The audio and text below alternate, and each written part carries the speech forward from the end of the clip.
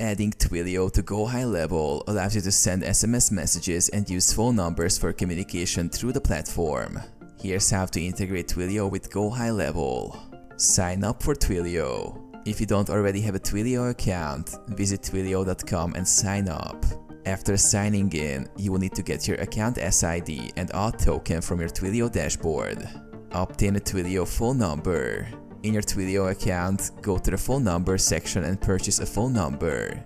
This number will be used to send and receive SMS messages in GoHighLevel. Log into GoHighLevel. In your GoHighLevel account, navigate to Settings in the sidebar. Access the Twilio integration section. Under Company Settings, click on SMS settings or phone numbers. Enter Twilio API information.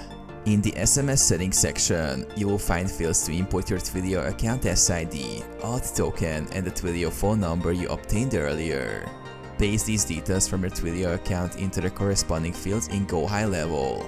Save and test. Once you've entered the information, save the settings. You can now test by sending an SMS to ensure that the integration is working properly.